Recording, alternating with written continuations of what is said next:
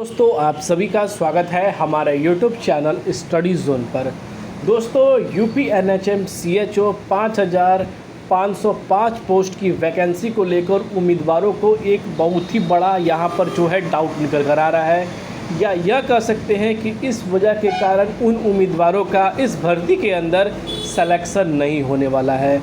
पर दोस्तों आखिर क्या कारण है, और अगर उस तरीके का प्रक्रियाओं को यहाँ पर उम्मीदवारों द्वारा नहीं किया गया है तो क्या इस प्रक्रिया से उम्मीदवारों को सेलेक्ट किया जाएगा या नहीं किया जाएगा, यह एक सबसे बड़ा सवाल बना हुआ है।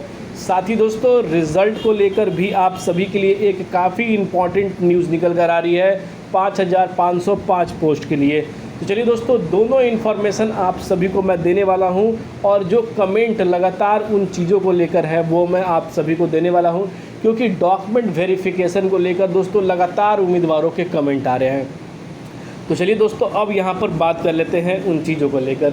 जैसा कि दोस्तों अगर आप फॉर्म फिल कर रहे थे तो हमारे टीम द्वारा आप सभी को इस नोटिफिकेशन की हर एक इम्पॉर्टेंट नोट को समझाया गया था।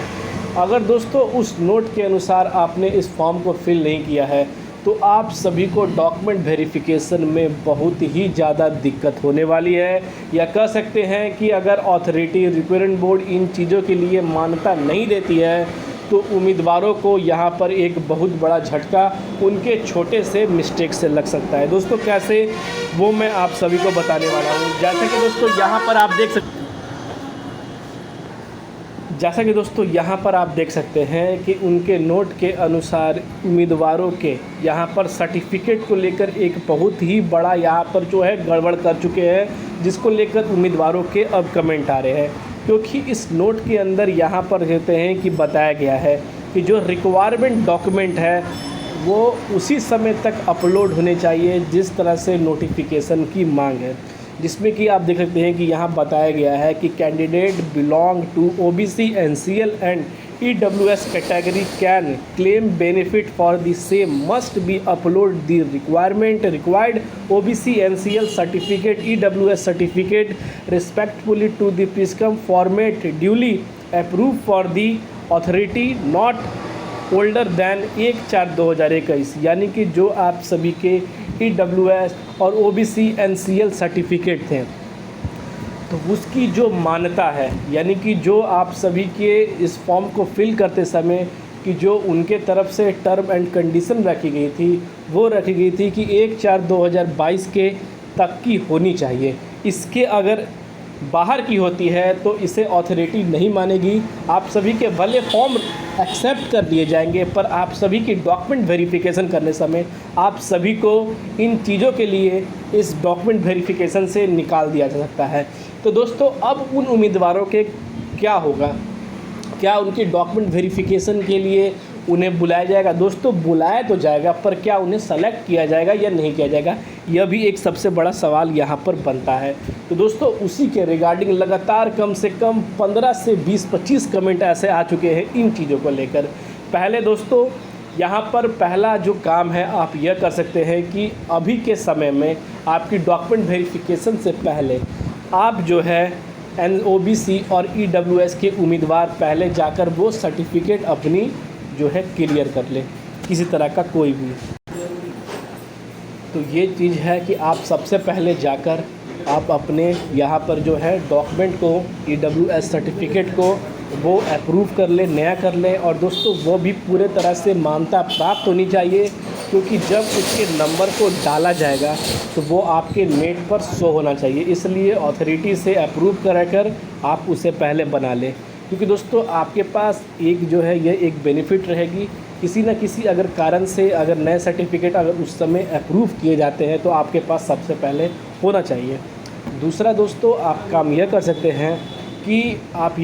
हैं कि किसी न किसी कंडीशन की वजह से अगर यहाँ पर आयोग द्वारा आप सभी को छूट दी जाती है तो उसका बेनिफिट आप सभी को इसके अंदर मिल सकता है। क्योंकि ये एक चीज़ है, क्योंकि डॉक्यूमेंट वेरिफिकेशन में कई चीज़ें ऐसी देखी जाती हैं कि जिसमें कि जो पुरानी होती हैं, और पुराने के कारण अगर उम्मीदवारों के पास कुछ नया है या आप सभी के नए हैं तो उन चीज़ों को यहाँ पर अधिकतर टाइम में यहाँ पर दी जाती है। क्योंकि राजस्थान के अंदर कई सारी भर्तियों के अंदर ऐसा हुआ है अपने प्रमाण पत्रों को लेकर, नए सर्टिफिकेटों को लेकर, और उसे रिक्रूटमेंट बोर्ड ने अप्रूव भी किया है इन चीज़ों को लेकर। दोस्तों पहला तो आप ये कर लें, क्योंकि दोस्तों इसमें ऐसा एक चीज़ तो है कि इसमें ऐसा कहीं भी यह नहीं लिखा गया है कि अगर उम्मीदवारों द्वारा गलत सर्टिफिकेट को अपलोड किया जाता है या पुराने या ओल्ड सर्टिफिकेट को अप्रूव किया जाता है तो उन उम्मीदवारों को हटा दिया जाएगा या उन उम्मीदवारों को डॉक्यूमेंट वेरिफिकेशन समय ही नहीं रखा जाएगा।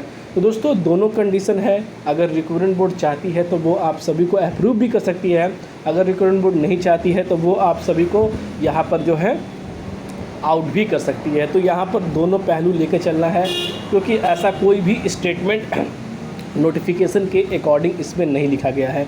तो इन चीज़ों को दोस्तों आप बिल्कुल ही क्लियरिटी कर लें। अब जो भी होगा सिचुएशन वो डॉक्यूमेंट वेरिफिकेशन समय ही देखा जाएगा।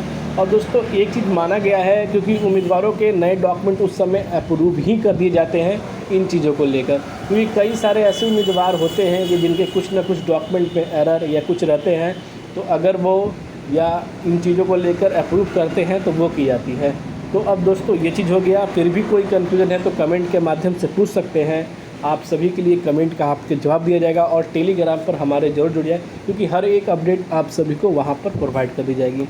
दूसरी चीज़ दोस्तों रिज़ल्ट को लेकर एक अपडेट निकल कर आ रही है।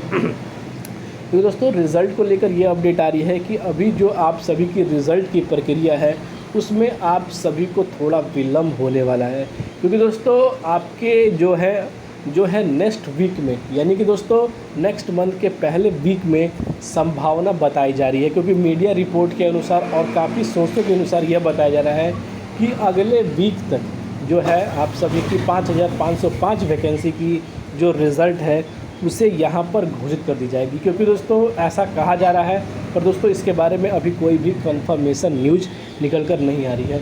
दोस्तों इन चीज़ों को लेकर रिज़ल्ट को लेकर जैसे ही कोई कन्फ्यूज़न रिज़ल्ट निकल कर आएगी दोस्तों आप सभी के लिए वो चीज़ प्रोवाइड कर दी जाएगी। पर दोस्तों अभी तक की ये अपडेट निकल कर आ रही है कि रिज़ल्ट की जो प्रक्रिया है वो अगले महीने के फर्स्ट वीक में जारी होने की संभावना बताई जा रही है, सोर्सों की माने, मीडिया रिपोर्ट की माने, और जो भी इन चीज़ों को लेकर आर्टिकल लगातार जो निकल रहे हैं इन चीज़ों को लेकर। तो दोस्तों अभी के लिए ये अपडेट थी। फिर भी आप सभी को कोई तरह का क्यूरीज है या कोई इस भर्ती को लेकर कोई भी कन्फ्यूज़न है तो कमेंट के माध्यम से ज़रूर पूछ लीजिएगा। आप सभी को हमारे चैनल स्टडी जोन के माध्यम से वो अपडेट शेयर किया जाएगा। तो फिर मिलते हैं दोस्तों अगले वीडियो में, तब तक के लिए दोस्तों जय हिंद। कन्फ्यूज़न है दोस्तों कमेंट करिएगा, टेलीग्राम चैनल को ज़रूर सब्सक्राइब कर लीजिएगा, और साथ ही दोस्तों पहली बार आप हमारे चैनल विज़िट कर रहे हैं तो उसे भी ज़रूर सब्सक्राइब करिएगा। तो फिर मिलते हैं दोस्तों अगले वीडियो में, तब तक के लिए दोस्तों जय हिंद।